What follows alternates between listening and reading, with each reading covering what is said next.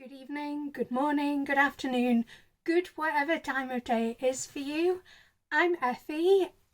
This is my channel, What Effie Reads, and it's been a minute. In this video, I'm going to be going through all of the books that I read in the months of April to June. There's quite a few of them, and for various reasons I don't have detailed written notes and reviews on each of these books, so I thought I would challenge myself to try and basically do quick reviews for each of them. So I'm going to give myself 15 seconds to introduce the book and then 30 seconds to review / give my thoughts. And to add a little bit extra spice into the mix, I have grouped some of them together. So I read some of the Grishaverse books, and I'm just going to talk about all of the Grishaverse books that I read in a 30-second period. And again, same with same series or whatnot. So let's just get straight into it. First up, we have Grishaverse. So we've got Six of Crows, Crooked Kingdom, King of Scars, and Rule of Wolves, all by Leigh Bardugo. It's a magical YA fantasy. I think they're all YA. I generally enjoyed these books. I would say that I wasn't as hyped as a lot of people are about Six of Crows and Crooked Kingdom. I think the hype was strong with them, which meant that they just did not live up to the hype.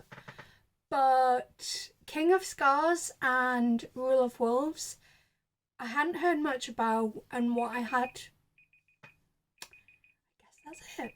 1,000 Heartbeats by Kiera. This is a YA fantasy. I believe it's meant to be enemies to lovers. I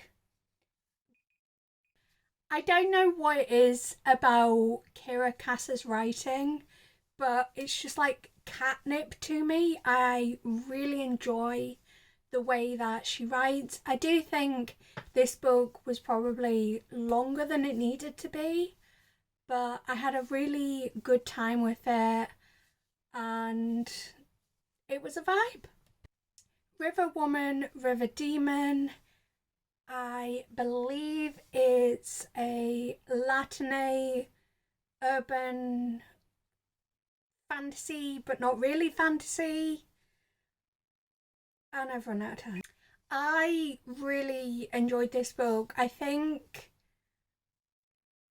it was a little predictable in places, but the magic in it was really interesting. It was very much steeped in, like I said, I think it was Latinx magic, but also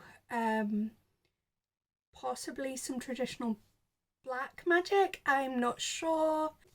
Sanctuary Cities by Charlotte Amelia Poe. A person wakes up at the airport, no idea how they got there, and are basically... This book was so good. So it is a queer love story, and it's a case of everyone's a bit creepy. I liked that we were following this character that had no memory, so it was like as the character was learning things, the reader was learning things, and I thought that worked really well. Fight Night by Miriam Toews. I could not tell you very much about it. It's a child narrator. There's a grandma who makes lots of really strange and annoying sounds. Yeah. As you may have gathered from my terrible description of this book, I absolutely despised it. I made the mistake of reading this in audio format and all of the noises that the grandma that's not a word, made just completely grated on me for the whole story. I found the child narrator really irritating. Straight Expectations by Calum McSwiggan. This was kind of a Freaky Friday monkey paw. A gay man wakes up one morning and he's straight. I enjoyed this for the most part. I would say that something about it made me feel a little bit uncomfortable, but I think that wasn't really to do with the story, but more that I didn't realise that the concept might not have been the comfiest. And that's on me. I liked that the character remained unchanged regardless of sexuality. Gideon the Ninth by Tamsyn Muir. Lesbian necromancers in space is how this is described. There's a trial and mysteries, good times. Everything about this story, or what little I knew of the story, made me think that it was going to be a hit for me, but somehow I still managed to be surprised going in and discovering just how good this book was and just how much I enjoyed it. There's something that happens at the end that utterly floored me, and it was just such a good time. Kingfisher, What Moves the Dead. This is a reimagining of The Fall of the House of Usher by Edgar Allan Poe. This book, I think, it's really hard for me to judge how I felt about it. I think I enjoyed it, but it was another one that I picked up the audio and regretted making that decision. The UK audio book narrator is absolutely pants, and bizarrely, from what I can tell, their gender does not match the gender of the narrator of this story. That Time I Got Drunk and Saved a Demon by Kimberly Lemming. I mean, the title says it all. Our main character gets drunk and saves a demon whilst drunk. I would say this was a relatively decent book. I think the writing wasn't quite as polished as I might have liked, but I did enjoy the central characters and the adventure was interesting enough. And I'm going to be continuing the series, so that probably says all you need to know about my feelings about this book. The Kindred by Alechia Dow. A YA science fiction where at the moment of birth, everyone is... Well, that was a rubbish description. So, my description didn't really do anything, but let me just say this is one of my favourite books of the year so far, and it made me so happy. I loved the relationship between the central characters. I loved how close they were, how much they trusted each other, I forgot to set the timer. Let's pretend it went off. Hungry Ghost by Victoria Yang is a graphic novel exploring eating disorders and the way that family can sort of feed into that. I thought this was a reasonably okay graphic novel. Honestly, I can't remember if I found that I needed a bit more dialogue or not, but it had some really poignant and moving moments, and it was a decent read. Undercover by Tamsyn Muir. I'm not even going to bother with the 30 seconds because I remember literally nothing about this book and couldn't even describe it to you. Shatter Me by Tahereh Mafi. A girl is imprisoned and she has the power to electrocute people with her touch. There's random romances going on. This was yet another book where the audiobook did not do this story justice. I feel like I've said that a lot in this video, and that's just because the audiobooks that worked, I haven't been sort of acknowledging that I did the audiobook. But every time the character does a strike through, it's like a scratching sound in the audiobook, and very annoying. I will not be continuing this series. The Adventures of Amina Al-Sirafi by Shannon Chakraborty. The first book in a series where a renowned pirate comes out of retirement. There were definitely some interesting moments, some moments that I appreciated in this story, but I also thought that I was spending the whole book waiting for something to happen. That's not to say this book is devoid of action. It has plenty of action, but I just felt like the story didn't really start. This is very much a first book. Duke Actually by Jenny Holiday is a romance between a university lecturer and a royal from a made-up European country. It's very cute. Overall, I found this quite enjoyable. I think romance is a genre that sometimes it's hard for it to like blow me away, so a very mid romance is still one I enjoy, and I did enjoy this one. I thought it was really cute. It had a few sort of impactful moments, and the dynamic between our central characters was enjoyable. The Good Lie by A.R. Torrey. I know this was to do with a lawyer and I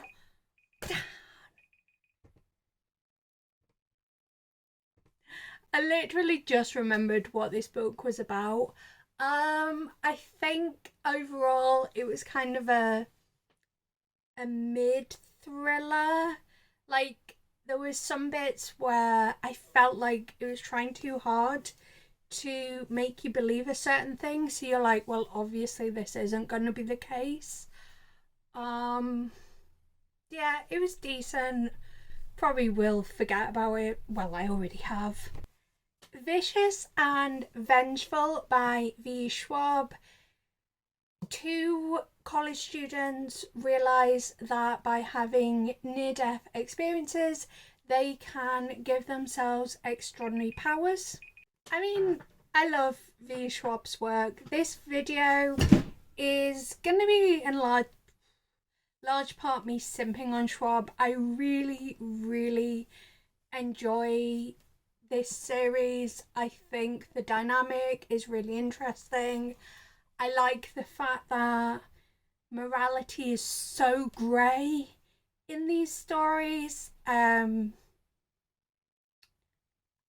I can't wait for book 3 whenever.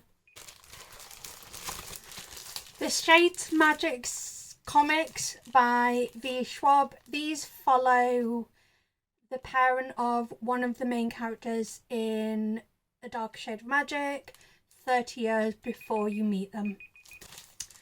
I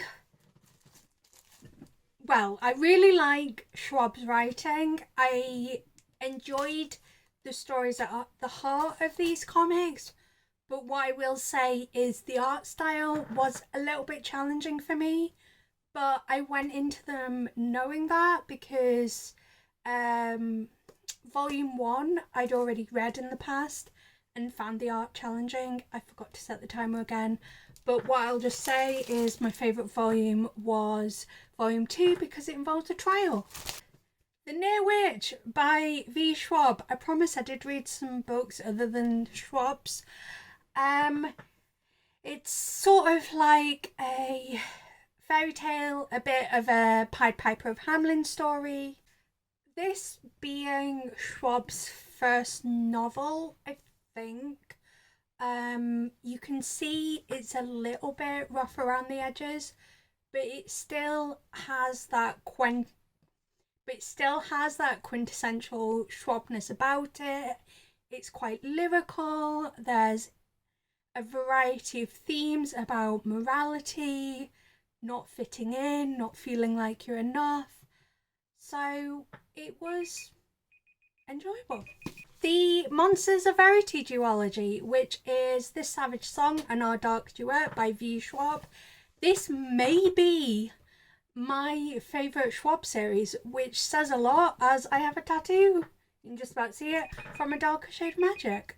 I think this series duology is very interesting as it's truly telling you apparently I can't speak as you're examining what makes a monster and what makes a human. I think it's summed up by the fact that there's a quote from oh dear, because I start coughing there, I'm just going to read the quote. So there's a quote from Vicious, and it says, "Plenty of humans are monstrous and plenty of monsters know how to play it being human." And that really sums up this series. The Ghostwriter by Alessandra Torri. A woman is dying and decides to get a ghostwriter to pen her final book, which is going to be a tell-all. I thought there was a lot of nuance and intrigue in this story. It kind of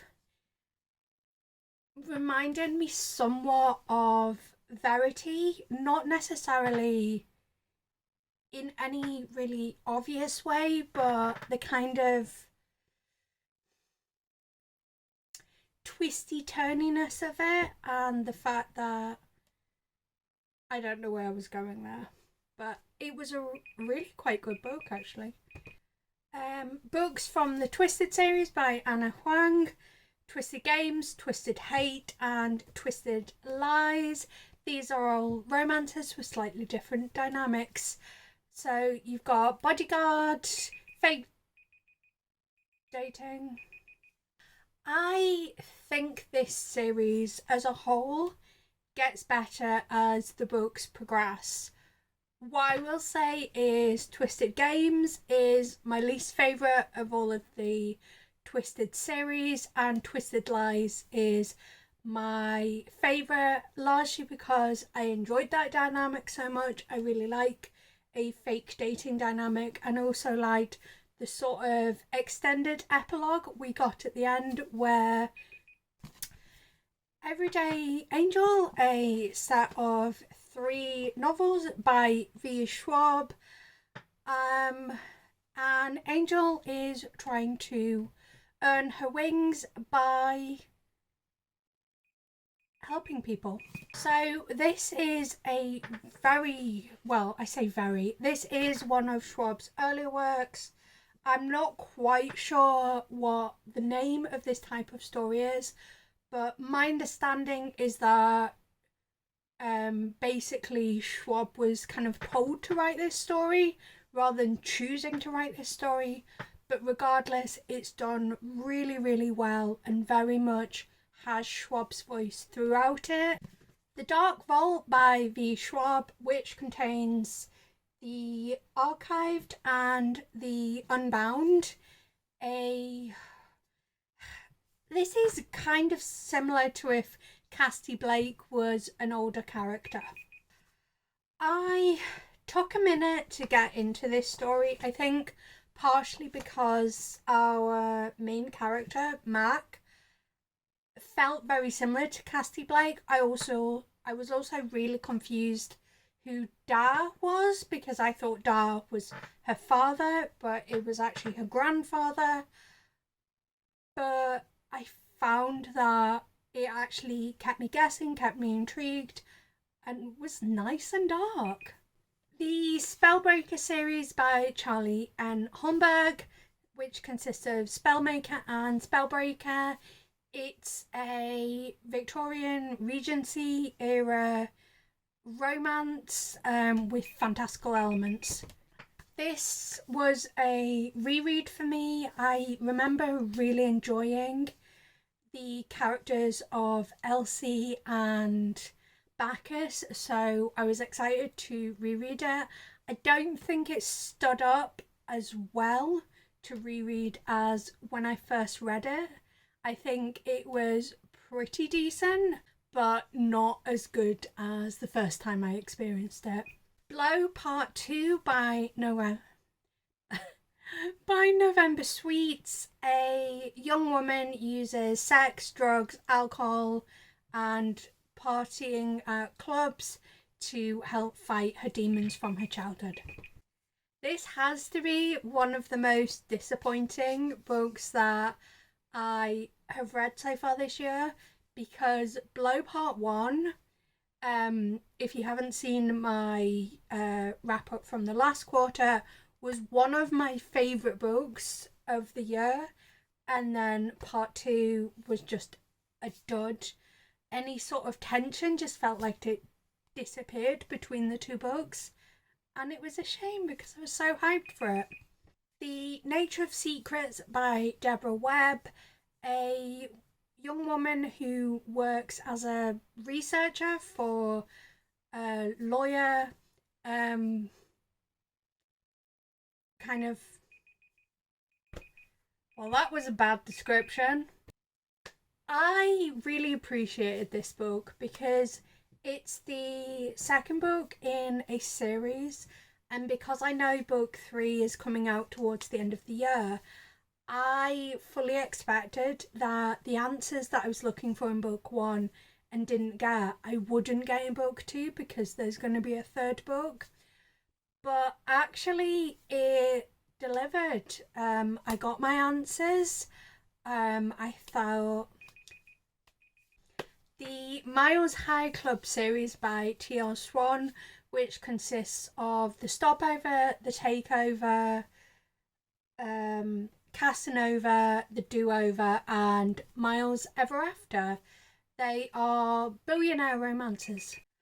I was really pleasantly surprised with these books. I thought the dynamics were quite interesting. I thought a lot of the time the third act breakup felt like it wasn't necessarily engineered, and it made sense that the characters would feel like a breakup was the only way forward, which is refreshing. Rubbish. The Kings of New York series by Tihan, which consists of A Dirty Business and A Cruel Arrangement. They are mafia romances, the first one with a parole officer, the second one with a bowling person. This, I think, was my first time reading mafia romances, and I have to say, if every mafia romance is like this, sign me up, because I really enjoyed them. And the ending of a Dirty Business completely blew me away, and I was like, oh wow, that was incredible. They were just a really fun time, and yeah, looking forward. Accidentally Married to the Boss by Layla Valentine. Pretty much what it says on the tin. Two people get very drunk in Vegas and accidentally get married. This book was nothing special. It just filled a portion of time, really. The characters were fine. There was the fun sort of, you could see they were starting to catch real feelings, although I think they already did have feelings for each other beforehand, they just hadn't talked about it. It was okay. I definitely wouldn't go out of my way to find it again, but it also wasn't a bad story. Hate Notes by Penelope Ward and V. Keeland. A woman finds a note written on a blue post-it note on a wedding dress in a thrift shop, and this was my first time reading a book by Penelope Ward and V. Keeland, and it started something because I really enjoy the way that these stories are constructed. I like that there was a bit of a hard-hitting element to it. I enjoyed the dynamic between the two characters. It switches POVs so you can kind of see in both of their heads. Dirty Letters by Penelope Ward and V. Keeland. Two pen pals wrote to one another for years, fell out of touch, and then one day a letter turns up where the guy's very angry. I thought this was a really cute story. I also thought that the representation of anxiety and agoraphobia was lovely to see. I could completely understand where our character was coming from, and I loved her spirit.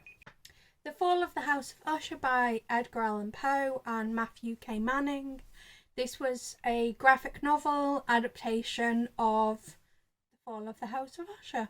I picked this up because I was interested to see how close What Moves the Dead is to the original story, but honestly, I didn't really get that much out of this graphic novel. Like, it was fine, but it wasn't anything special. Hashtag Junkie by Cambria Herbert. This is a sports romance about people who love drag racing. It's an MLM romance. Honestly, not my favourite. The writing was kind of shoddy. The characters felt very immature. They did a really bad job of speaking to one another. And this book was way too long. And especially considering that the story does not wrap up in a single novel. So, if the page counts on Amazon are to be believed, this author has written 1,000 pages for one story. Frozen Charlotte by Alex Bell. A girl's best friend dies in a sad accident, so she goes to stay with her family in Scotland. I'm sure this story was fine, but my problem was that, unfortunately, I think it's just a little on the young side for me, and that's perfectly fine.